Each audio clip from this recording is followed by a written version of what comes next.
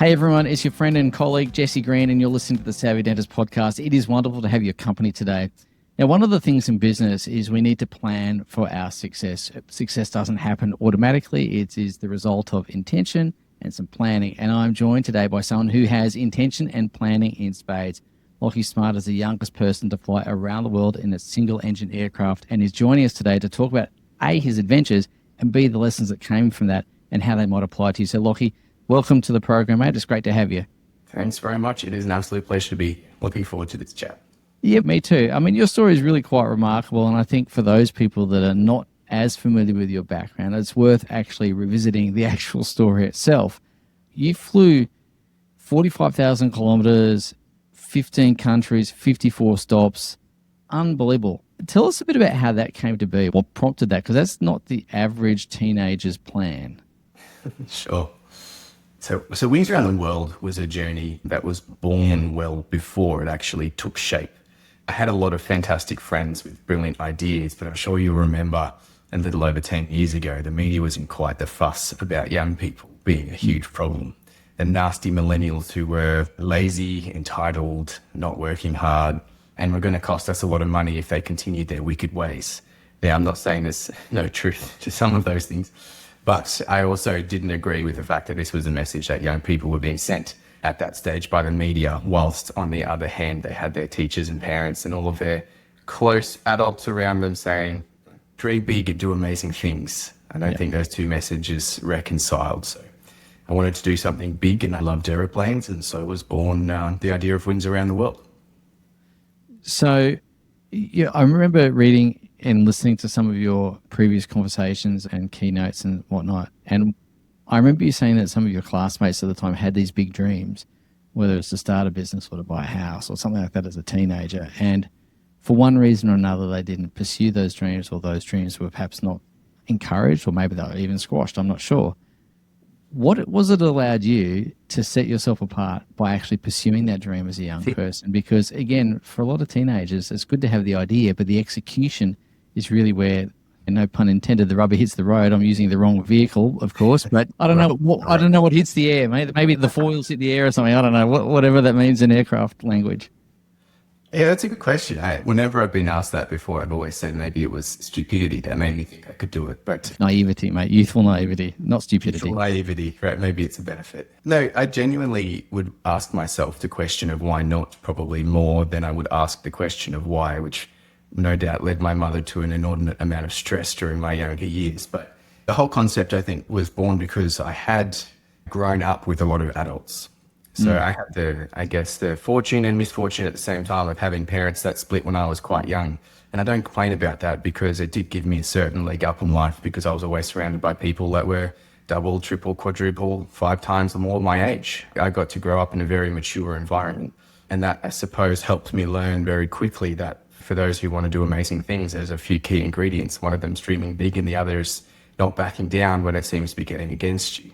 And so, the question in my mind was, I knew it wasn't going to be easy. I didn't know how difficult it would be, but the question sat in my mind was, why not? I mean, theoretically, there is the possibility I can learn to fly. Theoretically, I could get the money, and theoretically, I could take a little airplane around the world. So it was more a matter of overcoming obstacles than convincing myself whether to try or not try. That was the bit that was 100% in my control.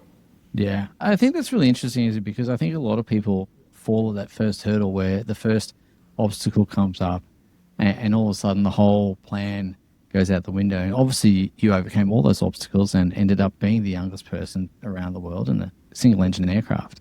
I want to talk about the planning, because that sounds like a lot. And tell me a little about what goes into planning for a journey like that. A lot more than I realized when I took it on.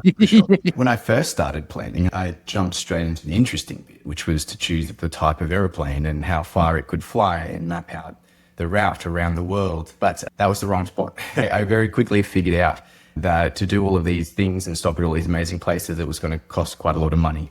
And that was the thing that ended up probably taking a majority of the early years of planning. It took 2.5 years to plan for those 54 days of flying. And that was because I realized it was probably going to cost in the area of $500,000 between cash and in-kind sponsorship. Wow. And that was certainly not money that we had as a family, or that I had in my piggy bank. And so my initial thoughts were I needed to find some sponsors. And at the ripe old age of 15, with very little business knowledge, the pitch of support the kid who has a crazy dream to fly a single-engine airplane around the world made a lot of sense to me. But I learned that it didn't make a lot of sense to people in business. And now, having been in the same spot myself for the last decade, I can empathize with them that it was a very poor investment opportunity that I was bringing to their front door. My early pitches, I thought I would try the business route. And my early pitches very much centered around the concept of why I was a great investment opportunity for their marketing dollars and how they would have this fantastic return on investment. And I would try and quantify all of the impressions and all of the business metrics that could possibly come out of a journey like this, keeping in mind it was relatively early days of social media back then. And I would, without question, get laughed out of the room 4 out of 5 times within the first 2 to 3 minutes. And that's, I know we say wow now, but you can understand I was 15, 16 years old. I didn't own long pants, so I'd walk up in these, I called them salmon, but they were definitely pink shorts, and my one embroidered polo that I had with Wings Around the World logo on it. And that's how I'd rock up to meetings. I was highly irrelevant to these people I was trying to pitch to. And so we spent a good part of that first year just spinning wheels. So that's really interesting. And I'm curious to ask this. I mean, I understand the lack of relevance piece because for someone who's sitting at their desk and this kid in his salmon shorts and polo shirt, by the way, cutting quite the figure, my friend, it walks into the door and pitches this pitch. I'm interested to understand about the rejection process because obviously you ended up raising the money and we'll come to how you did in a second. But do you think people rejected you for what I'm trying to ask is obviously there's the relevance issue, but do you think people were afraid to be associated with a mission that they perceived as risky and could end in disaster? Absolutely. I mean, one of the first, I approached a few airlines. Obviously, I thought they would be a relatively good start with the aviation link. The first airline that I spoke to, I think the exact words were something along the lines of, we don't want to see the logo of our airline on the tail of your airplane as it sinks into the Pacific Ocean. And understandably so, that's not good for business. But what I failed to understand at the time is I was trying to influence these people to part with money they had to work very hard to get. And there's probably 2 core elements to influence. One is competence and the other is relevance. Yes. And I wasn't hitting either of those points. I didn't have a pilot's license. I couldn't fly an airplane on my own. I'd only been in light aircraft a few times. Wow. So they had certainly got enormous concerns around my competence to do a trip like this. Yes. And then secondly, I was not presenting myself in a way that was relevant to them or their needs. Okay. So how did that change? What was the switch that needed to flick and ultimately did flick for you to then raise those funds? I'd love to give you a nice story around this, but to be honest, it was desperation. I think that changed in the end. I think two things came together for it to work out. The first was I got older. Right? Over the next 12 months, I certainly aged a lot. I had managed to get more flying experience through various different forms. I'd go and work in flight schools. I'd wash airplanes, sweep hangars, do admin, whatever I needed to do. And in return, I'd get paid with an hour here or an hour there of flying. Yes. And as I started to build some competence, at least I could say I know how to fly an airplane. That was a great first step. Yep. But leading to the desperation part of this is after 12 months on the 1-year anniversary of when I said to my parents that this is something I want to do, I went to my dad and I hadn't raised $1 at this stage. And we hadn't landed one sponsor who was going to give us any form of cash. And I said, I want to quit. That I'm done. If I can't get $1 after 12 months, how in the next 18 months that I had left to effectively do this within a reasonable time bracket to beat the record, how am I supposed to get $500,000? And I was expecting my dad to give me this big hype up around, you can do it, stay on it, whatever. And he just said, okay, then quit. And I said, Dad, aren't you supposed to encourage me here? And he said, I'm supposed to, but you won't learn the lesson if you don't make the decision yourself. And he goes, if I learn anything through business, it's that every time I thought I was ready to quit, there was just a little bit more left in the tank. And it was often when I was on those last fumes, last 10%, that was when I would find the success that I needed. So he goes, it's up to you. I'm not going to stop you from quitting, but I promise you, if you hit that fume stage now, it's probably the most likely time you're going to see some major transformation. And then he left it with me. And I thought, okay, well, just give it a month. What have I got to lose? Can I just say, legend dad, by the way. Yeah, good response. High five to your dad. Suppose that's why the business he's been running for so long is still going. Yeah. Anyway, sorry. Please continue, Lachie. Sorry, mate. And, uh, As a father, I go, that's gold. So yeah, I gave myself a month, and in that month, I thought I've got nothing left to lose. I mean, what's the 201st no from the 200th? So I continued on, and in that next month, I threw the entire pitch that we developed very carefully in the bin, and instead decided I was going to talk about what I was really going to do this trip for, which was, as I said at the beginning of this, was my friends, and the fact that I thought that the younger generation had a lot more capability than they were being given credit for, but they would never realize that capability if we continue this messaging of, being young equals bad. And then the very next pitch, ironically, much to my surprise and to my father's delight, the very next pitch, I went into a law firm and I told them about this journey that I had in mind, but I told them that it was a terrible business investment. There was no chance that they would earn any money from it, probably wouldn't get much exposure, but I was doing it because it was something that really mattered to me, and I think would really matter to them because I knew that they had kids about the same age as me, or that would be in the relatively near future. And I said, if you want a world in which those young people are going to thrive, we've got to do something different because the current track isn't good enough. And that was, ironically, what got it over the line. I sat back in his chair and he looked at me and he said, I think you're right.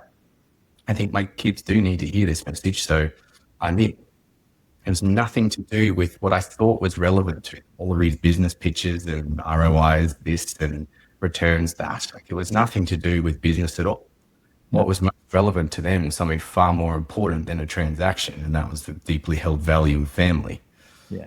And from there, we started to turn a lot of no's into yeses by changing the pitch to be not about business, not about transactions. In fact, I'd probably tell most of them that it was going to be a terrible investment. But that honesty, it just took the knife that could be put into my back and instead put it on the table. And I said, here's all the reasons why not to do this now. Let's talk about why we should. And I think that was it. The combination of the competence starting to grow, the license coming together and the good training around me, plus the fact that I found out how to make it relevant, that is what grew the influence. So, okay, that's one leg of the planning. And what's really interesting as well is you said in the beginning of the planning conversation that you started with the fun stuff, the plane, the route, and now, of course, you've had to do the hard yards and get the money, which you've obviously found out how to do. I want to ask you a bit about planning because my observation is that we do that in business too. We plan the fun stuff. We think about all the shiny things. We think about the payoff and so on and so forth. But sometimes we don't plan for the hard stuff where you've just got to kind of roll your sleeves up and get through it. I wanted to ask you a little bit about your perspective on that and really what effective planning involves and how to do that. I mean, you've planned this journey around the world. There's obviously your preferred route. I'm imagining you had options A, B, and C in terms of routes. If this, then that kind of things. Yep. If I hit a storm here, I'm going to go there. If there's a storm over there, I've got this airfield I can get down safely to. Tell me a bit about that contingency planning and all the other, I suppose, gritty parts of planning that went into this. Sure. I mean, we took planning, I suppose, to a level of detail that's probably beyond ordinary. And that was very much around managing risk, both for the sponsors and for my family's benefit too, and my own. But we had covered every contingency from the basics, like flight planning, like we were just talking about. We had all of the routes mapped out, every single waypoint, every altitude, every minimum safe altitude due to terrain, if I got stuck in cloud, everything like that's known, as with most flights. We had alternates, we knew point of no return with fuel, all of those sorts of flight planning elements we did in phenomenal detail, and I memorized them. Even to the point of where many years later, I can probably still recall most of the 4-letter airport codes for every single one of my airports that I stopped at. But I suppose where it got a bit more detail was the fact that all of the surrounding elements to a journey like this, we also planned in equivalent detail. How I was getting from airports to hotels, where I was staying, who the contacts were in each location.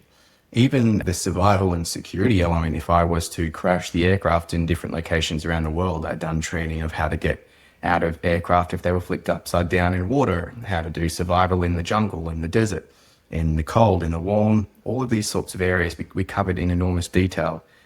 Right down to, I knew if I had crashed the aircraft between Sri Lanka and Malaysia, there are pirates in those waters who can track search and rescue beacons faster than search and rescue can. So if I was to crash in those locations, I would turn all of my search and rescue equipment off and instead use a handheld GPS and a satellite phone to call search and rescue and give them my coordinates. So there was an enormous amount of detail that went into this planning, which was great from a security perspective. And it also gave me a lot of knowledge of how to pivot, because as much as we planned all of this, a lot of it went nothing according to that plan. But we had a very good idea of what our end game was. So you've given me a couple of conversational threads right there. Thank you, mate. So the best laid plans, they don't always work out, right? So tell us a bit about some of the things that went awry. I know a couple of the little things I've heard, but tell me a bit about some of the things you go, well, I wasn't planning on that weather or this event or whatever. What happened in those circumstances that took you off the plan?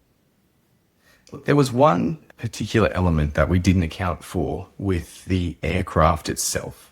It was one version of this type of airplane got produced that didn't have something called static wicks on there. And that was a way that basically the aircraft, if it was flying through a cloud or significant ways it would generate static electricity, such as flying through storms, it wouldn't be able to discharge that static electricity. It would do the same thing as like if you rubbed a balloon on your hair and your hair would stick to the balloon. Same thing would happen with the plane flying through a cloud.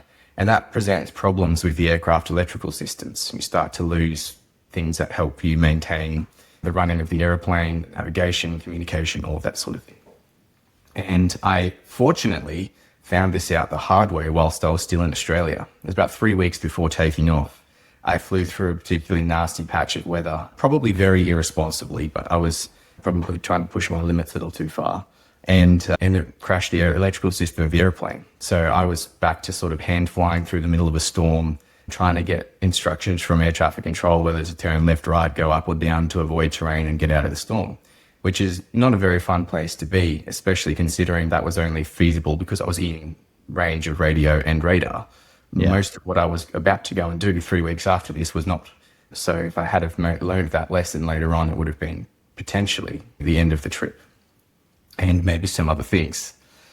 So that was one element where it went particularly wrong. And to save the very long story, I ended up landing the airplane into Tasmania after I'd hit those storms trying to fly around Australia. And what I hadn't accounted for was the fact that I didn't know all my electricals would turn off. And one very important piece of electronic equipment we'd put into the airplane was a tracker. It would sit up on the dash and it would send out a ping to satellites with the aircraft location and speed and height and all that sort of thing.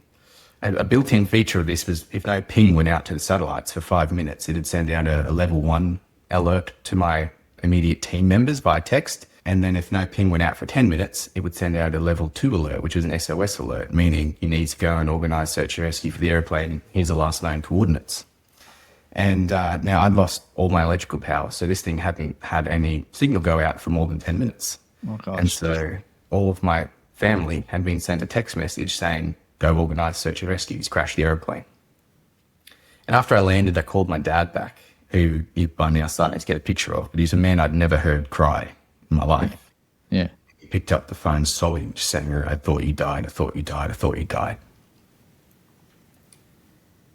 And needless to say, that was a very big learning curve because I hadn't even left home. I was still in Australia. I was 45,000 kilometres from the finish line still. And that was the message that my family had got. And so we got together and had a discussion around, was I really ready? Was the aircraft prepared? Did we know enough? And ultimately we elected to continue on. But that was only after we figured out what had gone wrong and had a very detailed discussion with the engineers and put some new protocols in place, which fortunately ended up saving everything just a few weeks later because I was in the Pacific and the exact same thing happened, except this time I had probably another 400 or 500 litres of avgas on board, very flammable fuel, and it was very heavy. And I had no air traffic control, no nav, no nothing that I could rely on, but I knew how to fix the problem because I'd made that stupid mistake. And so that's where experience can sometimes come in when plans fall apart. Yeah, look, there's a lot in that conversation. Imagine your dad being beside himself. He would have been absolutely petrified. With respect to flying across the ocean and the weather and all the rest of it, again, I'm not a pilot, so I don't know anything about planes other than what it's like to sit in one. I wanted to ask you a bit about weather because obviously you've got instruments and presumably there's navigation gear and all that sort of stuff, but when you're looking at the windscreen of your aircraft and you can't see much in front of you, what's that like? Look, in this particular circumstance, it was quite scary. I mean, technology's gotten a lot better in the last 10 years, but at that stage, there was no Starlink, there's no anything like that. So it was reliant on using your eyes. So for the most part, I would try and stay out of weather as much as possible, which wasn't always possible. And in those circumstances, it comes down to, I was relying on the team. So I would have a satellite phone that I could text with from pretty much anywhere on the planet. And they would try and use the best case they could with satellite weather, my position overlaid with live satellite weather, to navigate me around some of the more intense bits of weather. But for the most part, it was decision making. Okay. And did you hit any really nasty weather on that trip? Yeah, plenty. There was one particular moment that I said before, the one that I ended up being able to get through only because of the bad experience in Tasmania, was before I was able to recover the aircraft, it went into a rather significant nosedive. The autopilot had failed, a lot of the electronics failed. The refueling cap, which is like a 3 kilogram metal disc on the end of a long rubber hose that I would use to refuel the extra fuel tanks we'd installed in the plane, that swung around in the turbulence and hit me in the back of the head, and I was barely conscious. My head was throbbing, ears were ringing, I'd bitten down on my tongue, so I was like tasting blood. And I just remember just this blurry, half-conscious vision, just thinking this airplane's about to hit the water. And so in that moment, that was when I was very fortunate to have had the experience to look back on of Tasmania, because I can pretty much guarantee you and I wouldn't be having this nice discussion about flying around the world, because I wouldn't have been the kid who had flown around the world. You would have been the kid that crashed. I would have ended it right there. Yeah. So tell me a bit about that moment, because again, there's obviously what I'm thinking about. There's obviously, apart from the whack on the back of the head, there's a heightened emotional response. There's a, oh my God, this is going south in a really bad way, and I have a very short amount of time to fix this. Otherwise, I'm going to hit the water. How do you manage to stay calm enough to be able to take action on the things that you've no doubt had some training for and all those sort of things, but how do you keep your emotions under check in a moment of extreme stress? We get taught 3 words when our very first lesson that we go to learn to fly. Every pilot will be able to tell you this. So if you ever meet any others, go ask them the same question and they'll tell you these 3 words. If you're ever in a crisis situation or there's some particular big problem while you're in an airplane, you've got to aviate, navigate, and communicate in that order. So aviate is just level the wings and fly the plane. You're not responsible for talking to passengers, to air traffic control. You don't even need to know where you're going. Like, your only job is, the only focus for you is what you can control, which is your hands on the controls of the aircraft and on the throttle, and just making sure that the airplane is holding altitude. That is it. And I, funnily enough, use this metaphor a lot in business, personal, any form of time where you need a level of resilience. Is that the immediate response shouldn't be to try and think of everything at once. You don't need to go, oh, that person's probably stressing and I need to figure out where I'm going next. No, just focus on what you can control. Take a breath, level the wings, and just fly the plane. That's it.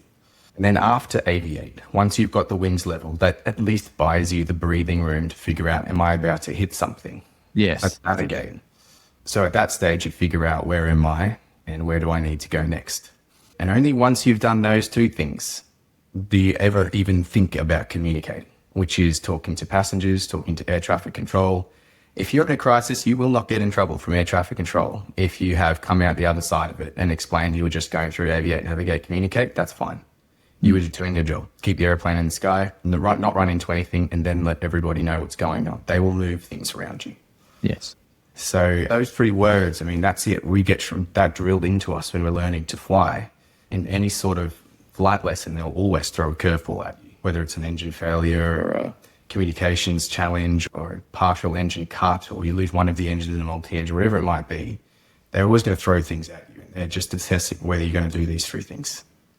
How's that impacted your business life, those 3 words? You obviously see it in the flying context, and I think that's such a good life lesson, really, right there. How else has that shown up for you in your life? Can you give us some examples of whether it's with Smartline or your current business, the end game, or whatever it is? How's that shown up for you? Yeah, I think this is a really interesting one when you apply it to business, because whenever we hit a crisis, and don't get me wrong, we've gone through plenty. I mean, we were trying to run a medtech business through COVID in a part of medical that was mostly based on elective surgery. So we lost basically all of the revenue for the company as soon as it hit Australia. But for us, it was very much aviate was just about what are the things that we can control. Like, there's certain things that we can't control. We can't control COVID. We can't control whatever state all the external factors are for our business. They are outside of our control. So for the most part, we note them, but we don't focus on them. It was about the levers that we could pull what we had access to, what our balance sheet looked like, all of those sorts of things. Yeah. But the really interesting part is the second one, which is navigate. It's very easy. I think my theory and a lot of the content we're developing for 2026 is around the fact that the human brain can't focus on the big picture and the little picture at the same time. No. And what I mean by that is when you've got a lot of the pressures, what I would call the little pictures, like your business as usual, it's cash flow, it's HR problems, it's all of the things that never stop. No matter what stage of business you're in, they're always present. It's very hard to be solving those problems in the same brain space that you're trying to look at the big picture, which is strategy. Yeah. And in the battle of urgency versus importance, urgency will almost always win because it is the pressing item. And so for us, it was about consciously making the decision, irrespective of all the chaos and pending doom, to always focus for what is the important, irrespective of what is the urgent. And often that was really what saved us. That would have been hard in that moment too, though. During the peak COVID, holy moly. Very, very difficult. But ultimately, it is the time to stop and not think about just cash flow or just HR or just all of those individual issues on their own, was to stop and look at the big picture. What is the bottom line looking like? What does it need to continue looking like for us to get through this period? And what are the things that we can control to do that? Ironically, I now work in a business called The End Game, and that is all we focus on. We focus on the big things that move the needle so people can continue to focus on the smaller items. I call small items. They're not unimportant. They're just things like cash flow, HR, business as usual operations. But it gives them the breathing space to know that there is someone that is looking at it, because it is the thing that is so easily overlooked because it isn't urgent. It doesn't feel urgent, even though it is the only thing that will stop the urgent things from hurting you. So let's talk about the end game then, because I think this is a really important conversation to have as well. Tell us what you mean by end game as well, just so that, again, we're speaking the same language. Yeah, sure. So we would define an end game as whatever type of value the owner, founder, or whoever is running the business. We typically work with family businesses exclusively. So whatever value they're trying to extract out of the business over what time frame, that is it. So for a lot of people, that's an exit. I want to sell the business. And then that's fine. We've got a lot of factors we can work through about selling the business. But for some, it's I want to be able to go on holiday to Bali for 6 weeks and not come back to the business being collapsed or on fire. I don't need your immense levels of profitability or to sell for a large amount of money. I just want to be able to have a holiday because for the last 15 years, I've had to be ultra present for this business to survive. And so that's your end game. But all we're trying to identify is what is the value that you want to extract out of this business. And then we just look at where you are today and we map out the path to get to that thing. So tell me a bit about that as it relates to planning as well, because I'm bringing it back to your flight for a moment. Your end game was to get around the world, youngest person in a single engine aircraft. That's the end game as I understand it. How clear do you think most people are about their end game? Because I have a theory that I don't think people give it enough thought. I agree, because as it comes back to, I don't think we can hold in the brain at the same time, big picture and the small picture that's urgent. So I think most people don't. For business, if you ask most people what is the end game, they've all had some idea. I guarantee you pretty much every business owner you talk to, somewhere in the dusty archives of their filing system or computer, they have a business plan. At one stage, it crossed the mind. Yeah. But then you go, well, why didn't you do it? Why didn't that get executed? I guarantee it's always because something urgent popped up, and that's where the focus goes. Yep. And in flying, that was the battle we consistently had to fight, because there is always something urgent that pops up, whether political factors. I mean, I nearly got arrested in Sri Lanka, got shot down in the Middle East. Like, there was lots of these things, and they're very important, very urgent. But in the scheme of things, I had to keep my brain in a space where I could continue to focus on. For me, the end game was the 27th of August, 2016 on the Sunshine Coast Airport. Yeah. And to be able to get there, it meant that keeping my head level, keeping the airplane in the same shape as when I take off as when I land. There's a lot of big picture stuff that it's easy to get focused into the little things and go, it's too hard. I can't do this. I've got to quit. Or I need someone else to jump in. Or for me, it was always about what can I control? And for the team, I had a fantastic team around me. It was about what could they control? So you've actually, again, given me another conversational thread I was wanting to launch into as well, and that is the importance of team. And I want to come back to, and I'm trying to link two concepts here, and I don't know if they're linkable. They are in my mind, but they might not be in yours, and that's okay if they're not.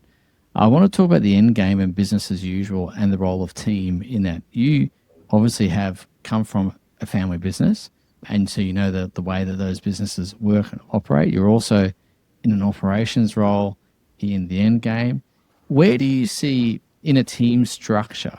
Do you typically have one person whose primary role is business as usual and the other person's role is big picture strategy? Or do you see both of those roles coming together, or both of those individuals taking on a bit of each? How do you see that working? And of course, there's no one right answer, but just your version of it. Okay, I've got a very interesting answer to this question. I think it's interesting anyway, maybe that's biased. But it's typical what the business book will tell you, like when you're going through, and I was doing my business study and MBA and all that sort of thing. What the business book will tell you is the CEO job is the visionary, the COO job is the execution. Yeah, exactly right. That's what it'll tell you. But I would argue that for any vision to get lived out, whatever the end game might be, it has to be made relevant to all levels of the organization. Correct. What is my part in being able to deliver this vision for the company, and why does that matter to me? Because it is so common with the businesses we work with. We will often hear nobody buys into what this company could do. They all just want to go home early, or they just want a cruisy work. No one will buy into it.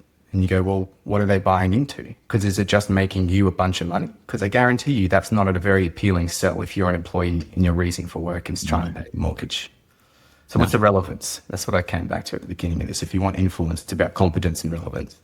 So what's the relevance that you're making it? And so I would, whilst yes, in theory, the vision is the CEO and the execution is the COO and the ops team deliver on what the executive team come up with, I do think that there is more to it than that. I think everybody has a part to play in living out the vision of a company if it can be made relevant to them. I 1,000,000% agree with that. And the reason I say that is because, like you, every business book I've ever read has had the CEO in the visionary kind of role and the COO as the implementer, executor, whatever language you want to put around that. And the poor old team kind of just goes along for the ride, really, without, kind of almost like the brute force of the labor behind it all. And it reminded me of a time when I had sold my first business and I went to work as a dentist somewhere. And I remember saying to one of the owners, like, paint us a picture, guys. I mean, tell us why we're coming here, because you got to give us something. And honestly, the blank look that came back was quite profound in its own way. And I don't think most people understand that enrolling the team in the vision is really critically important. And not only do they not know that it's important, they certainly don't know how to do it. Yeah. So I wanted to talk a little bit about how to enroll your team into the vision as well, because I really resonate and agree with everything you just said there. But for some people listening to this podcast, they're going to be saying, well, my team are earning $30 an hour. They come to work, they do their thing. Their vision is to kind of get to the weekend and have a good time. How do I kind of elevate that, make it more of a calling for them? So I wanted to get your thoughts on how you'd been able to do that in the businesses you've been part of. Yeah, it's always the pressing questions, how everyone agrees with it in theory, and then you say, well, why haven't we done it? And they go, I don't know how. And it's very difficult to do. It is difficult. I think it comes down to a very simple fact that it is process driven, and it is very much about empathy. Not empathy, the nice empathy as far as like, oh, I put myself in your shoes, whatever. It's like, well, no, in reality, what actually matters to the people that you're trying to motivate. Because you can inspire people, sure. I mean, you can tell a nice speech about flying around the world solo and how it was, everything can be overcome through hard work, and that will get people fired up for a day, maybe a week, if you're really good at it. But that inspiration is only temporary. If you want to motivate people to change their behavior, you've got to really understand what drives them. And you can look at empathy through the most selfish lens if you really want to, or you can look at it through the most socially focused lens. But really, empathy is just being able to understand what matters to people. And usually that will be what drives their behavior and decision making.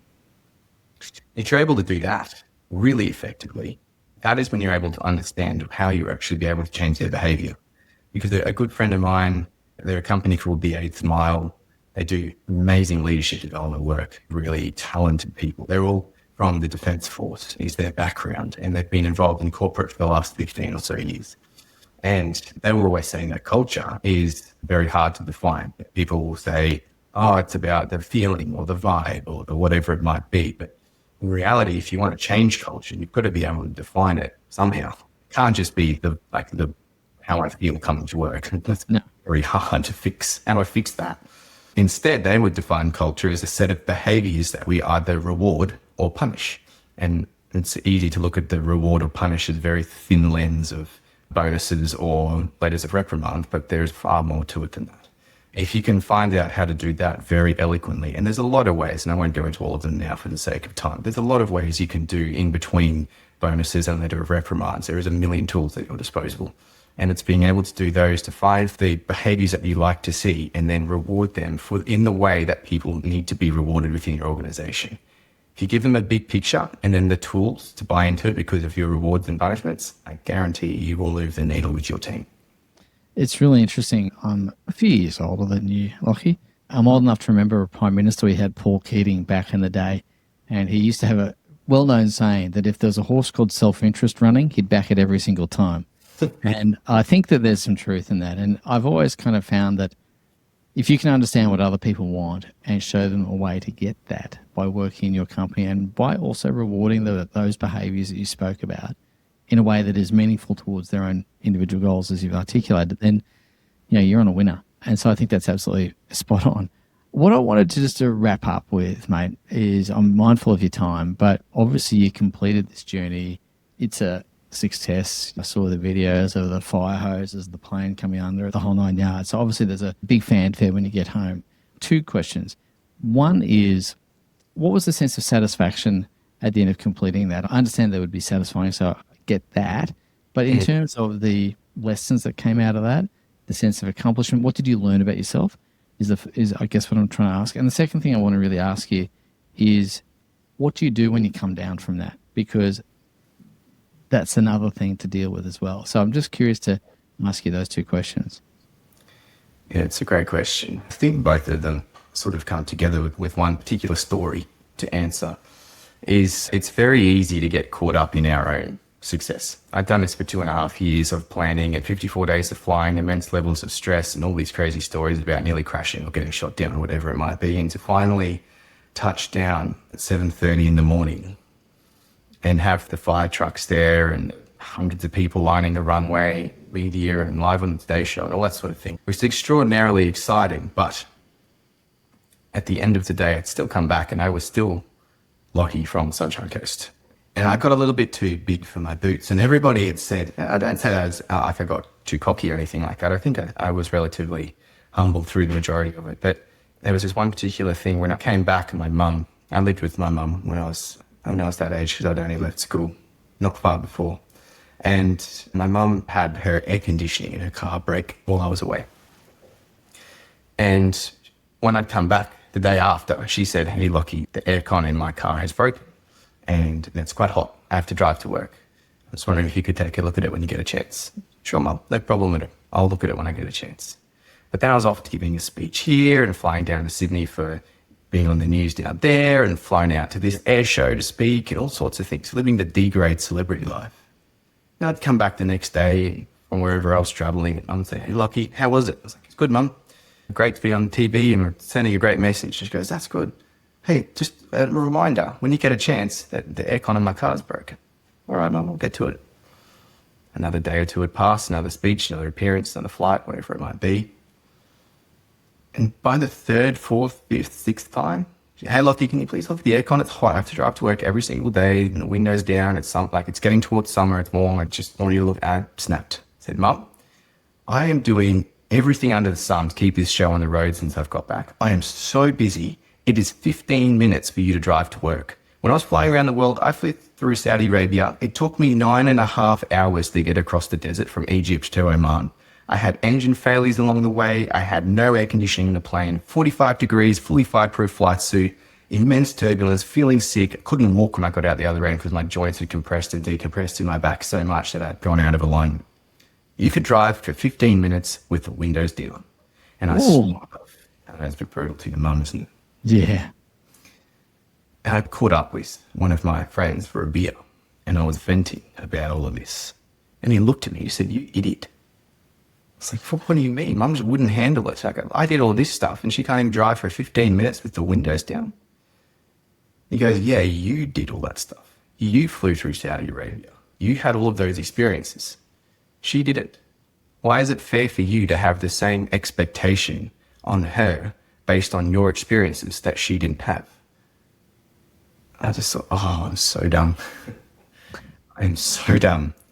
And I went back and I profusely apologized to my mum, and I did get her car sorted for her. But the lesson I came out of that with is that it's so easy to get wrapped up thinking that the rest of the world thinks the way that we do. Because it's easy when you've been in business for quite some time to look back at the 15-year-old kid who's looking at you asking for money about their crazy dream and go, that's a terrible idea. But it doesn't understand why, because they haven't got the context of decades in business to understand how a business operates and why this is a very poor investment of your very limited cash. Nor is it right for us to judge the young generation of not being willing to work hard, because what have they had to work hard for up until now? There's a lot of areas where the context of our experience shapes the way that we view the world, and we quite unfairly have expectations on the other side. Not that you're right or that the other side is right. I think this the trap that we fall into is thinking that there is a right way to view any one problem at all. In reality, it's just my opinion, it's your opinion, and somewhere in between there's a middle ground that we can both work on. But if both of us are too stubborn to come and meet in that middle ground, I promise that problem will not be solved. Mate, thank you. That's really interesting and a wonderful experience you've had there. And just on your mum for a second, the other thing I would add to that is, I'm sure you've spoken to her about this and I don't want to preach, but I know with my own mum, she worries a lot more than she lets on too. So I'm sure though your mum didn't have those experiences, she would have been riding every wave with you, so to speak, mate, and she would have been sweating on every detail. Lachie, you've been really, really generous with your time today, mate, and I appreciate not just the stories, but the insights and the relevance of those stories and insights back to business. And the practice owners listening to this podcast will no doubt take a lot from your insights. If there's anything that you want to leave the audience with as we wrap up today, do you have any final thoughts or words of advice just to wrap up our conversation, put a bow on it? Yeah, absolutely. I think it just comes down to ultimately just take the time to step out of all of the chaos, even if it is just 5 or 10% of your time. It doesn't need to be more than that. Just think about what is your end game. Like, what is the big picture thing that you actually want? Because if it was just taking a wage and dealing with stress, there are far less risky ways to do that. Go get a job for somebody else. If you do want to extract some value out of the business, you just need to take the time to think about, where is it that I'm actually trying to go? And then if you need the help, reach out and get it, because there's plenty of great people around who can help you get to that, but not while you're only focused on day to day. Yeah, I love that. Ladies and gents, if you want to find Lachie in his current place and in his current role, go to theendgame.com.au, check out their website. There's some wonderful resources there, some smart people on the panel as well, including Lachie. So please go and check out the work that they do. It's incredible and it's really powerful. Lachie, again, thank you, mate, for being such a generous guest today. Fantastic to talk to you, mate, and appreciate all you've shared. Great to catch up. Thanks for having me on. Appreciate it. Thanks, mate. Hey everyone, it's Jesse here. I hope you enjoyed that episode of the podcast. If you're looking for some more tools, some more insights, some more inspiration to help you create a practice that you love, as well as a life that you love, well, head across to savvydentist.com and check out all the goodies that we have there waiting for you right now.